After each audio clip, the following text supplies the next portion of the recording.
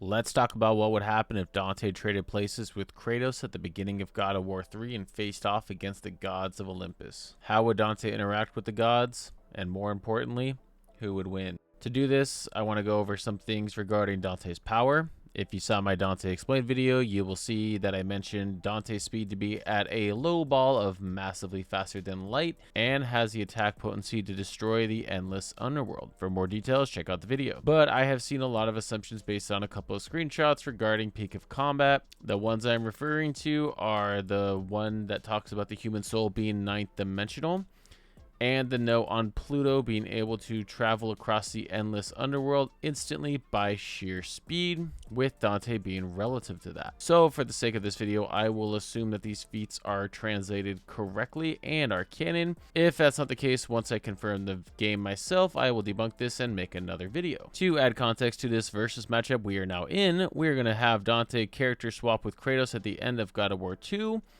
If you aren't aware, God of War 2 ends with Kratos approaching Mount Olympus, the home to the gods, where Kratos is allied with the Titans and begins a full front assault on them. It is worth noting that Kratos is equipped with the Blade of Olympus, but we will replace Kratos and the Blade with Dante and what Dante is equipped with at the end of Devil May Cry 5. And we see the gods Kratos is set to face throughout the game. Poseidon, the gods of the sea, river, water, you name it. Helios, the god of the sun. Hermes, the messenger for the gods, with incredible speed. Hades, the ruler of the underworld. And then Zeus, the king of Olympus. So their fight kicks off with Poseidon going in solo on Gaia, which is where Dante will be, and the fight begins. What we do know is that Poseidon, Hades, and Zeus are considered the three top gods because Zeus himself decided it to be this way. So Poseidon isn't a slouch when comparing his power to this point in the God of War series.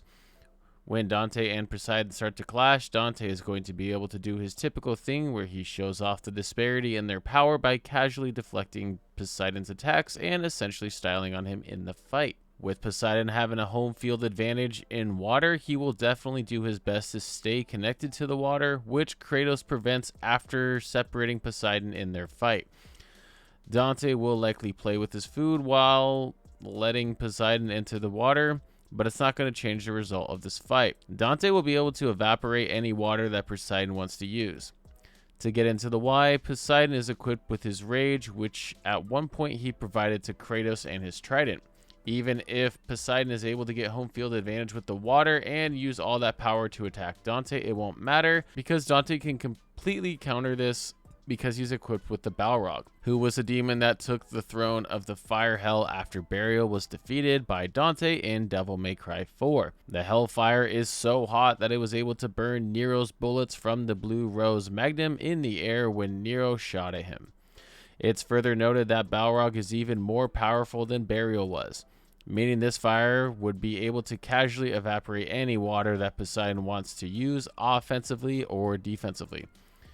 As for can Poseidon harm Dante, the legendary devil hunter has fought the likes of Virgil, who is wielding the Yamato, which quite literally cuts space-time. This same sword has impaled Dante before, and this is in Devil May Cry 3 Dante, who is the youngest and weakest we have seen. Now compare that to the likes of Devil May Cry 5 Dante, and you will understand the difference in power, strength, durability, and speed that Dante gets to. Even if Poseidon decided to use the Eye of Atlantis, which is described to destroy the soul and body of its enemies, which Dante is going to just outscale with specifically having his soul to be ninth dimensional. Poseidon is simply overwhelmed when Dante decides to start trying in the fight and falls just like he did against Kratos. Probably a little less gory though.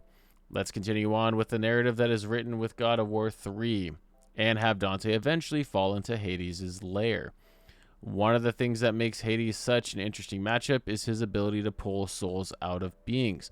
This is the case when he tries to do it to Kratos, but it is resisted, which normally would be a win condition considering how we went over the durability of Dante earlier, But Dante has a hard counter, as I stated earlier, with the ninth dimensional soul, which is to say that Hades is not going to be able to pull Dante's soul out of him, and Dante's soul is several dimensions higher than Hades can output specifically on souls as well. Now to go back to the fight with Hades, the ability to attack souls is probably the worst thing to try on Dante. Eventually, once this trump card is essentially trumped by Dante, Hades isn't going to have anything to help him out with this fight and is going to get defeated as well. Following the story of God of War, we would then have Helios, who has the power of the sun and whose light has been noted to be able to light up the infinite underworld, so it has great speed. Along with having the power of the sun is an incredible amount of power itself, but Dante has defeated several beings more powerful than a demon called Nightmare, who himself has the strength to destroy the endless underworld, which is going to be hilariously outscaled to the power of any size star that Helios can output. This fight wouldn't be all that impressive, as even Kratos was able to use a ballista to knock Helios down, and after that, Helios didn't have much separating him from another soldier. Next up, we have Hermes, who is easily noted to have infinite speed. And to compare apples to apples here, we have Hermes being able to dodge Helios's light, which I mentioned earlier, having the speed to fill God of War's infinite underworld, which would be classified as infinite speed, right? Then the peak of combat speed that Pluto was able to travel across in Devil May Cry's endless underworld instantly is more impressive if you focus on the word instantly. Along with Dante being relative to Pluto when they fight, this would make Dante's speed inaccessible, which would be higher than infinite. To circle back to Hermes versus Dante, outside of speed, Hermes has nothing else in his kit, and Dante is going to be able to easily defeat him. Even if you were to say Dante had infinite speed as well, it doesn't matter because that is all Hermes has in his kit. Finally, after Dante goes through and solves all the glorious puzzles within God of War 3, we have Dante against Zeus. Now, Zeus is the top of the tier here with God of War at the time of God of War 3. Zeus was able to defeat Kronos, his father, who was also the leader of the Titans. Kratos himself was able to overthrow his primordial father, Uranus. Uranus was the embodiment of the God of War universe, which included the creation of the universe and time itself. Even if Kronos one-shotted Uranus in their fight, Zeus quite literally made Kronos and the rest of the Titans powerless to the king of Olympus. Zeus ain't at the top for no reason. So we can assume that Zeus is relative to Hermes' speed.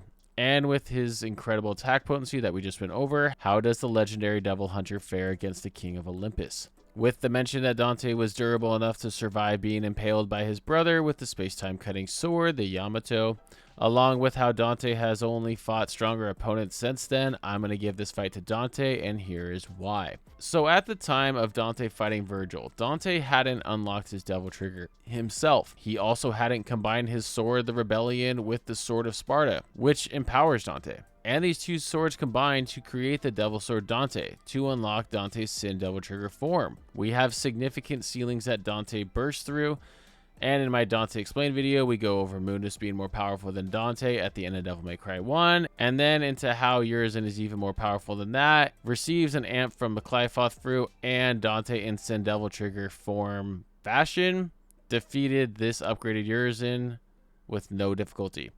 Zeus is simply outclassed here. Personally, I believe that the only way Zeus has a chance is that the peak of combat feats aren't involved, and if they are canon, then that wouldn't make sense to remove them from the scaling, because within the timeline of Devil May Cry series, this would be very early on, and that's just being nitpicky. To continue on with what happens in God of War 3, Kratos did have to face Zeus when he transforms into the embodiment of fear. So how would Dante handle this?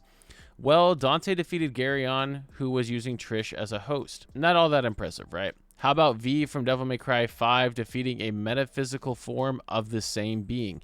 Metaphysical beings are considered outside of reality, which is above space and time. It's further noted that these metaphysical beings are weaker than the original forms that Nero and Dante fight, along with V originally kicking off the game by needing Dante and Nero's help to defeat Urizen for him, as he wasn't capable of doing so. If you enjoyed this video, feel free to subscribe and expect God of War content to land on this channel too, as this series is incredibly packed with lore and powerful characters. I appreciate you, and I will see you in the next one.